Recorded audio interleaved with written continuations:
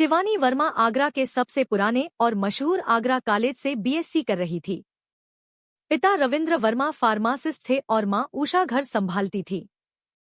उसके दो भाई थे, सचिन और शिवम। रविंद्र वर्मा का थाना सदर की ओम एन्क्लेव कॉलोनी में काफी अच्छा मकान था।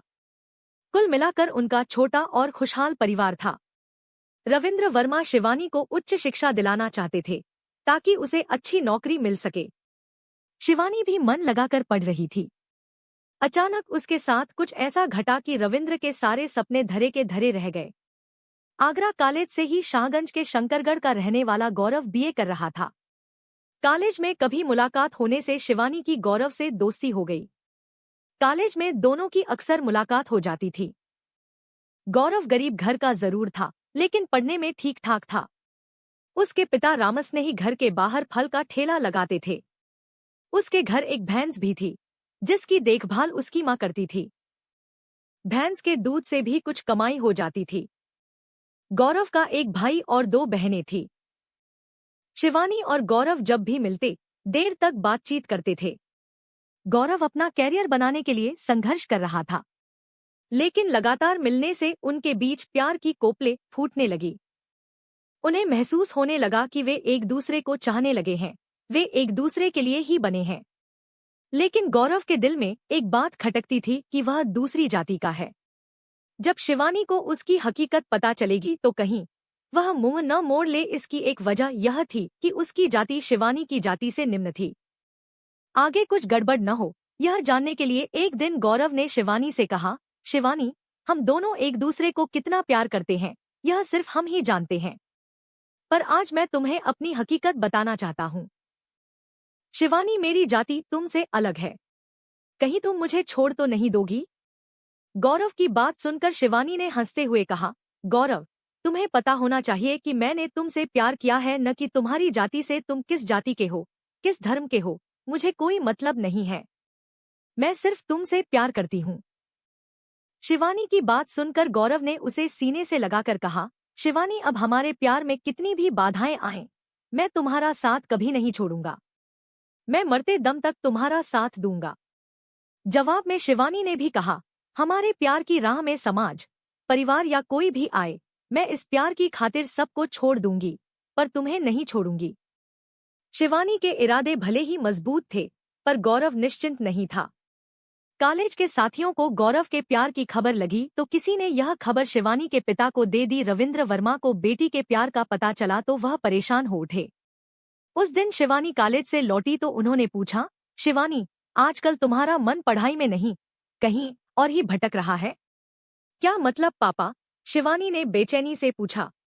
मतलब कि तुम्हारा मन पढ़ाई में नहीं लग रहा है।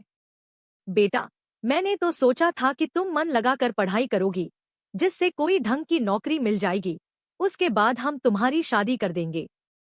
पापा, पहले पढ़ाई तो पूरी हो जाए, शादी की बात बाद में सोचेंगे, शिवानी ने कहा।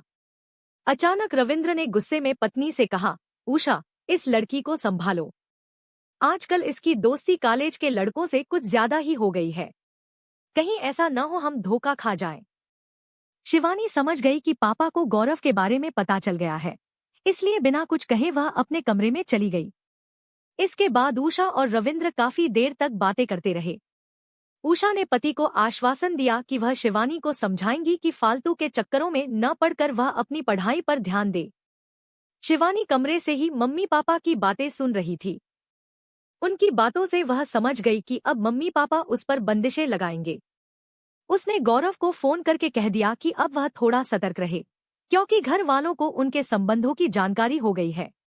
अगले दिन शिवानी कॉलेज जाने के लिए तैयार हो रही थी तो उषा ने कहा, अब तुम्हें कॉलेज जाने की क्या जरूरत है?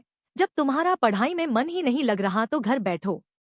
मम्मी, आप लोग गलत सोच रहे हैं। ऐसा कुछ भी नहीं है।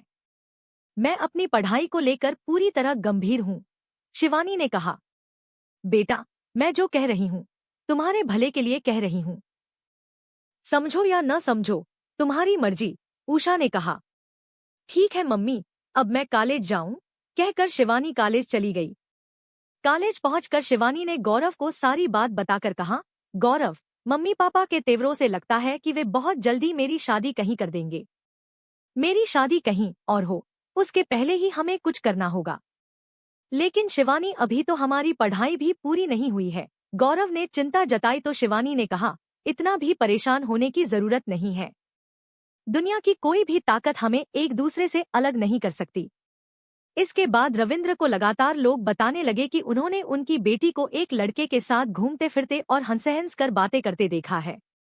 लगातार शिकायतें मिलने की वजह से एक दिन रविंद्र ने शिवानी से साफ कह दिया कि अगर वह नहीं मानी तो उसकी पढ़ाई बंद करा दी जाएगी।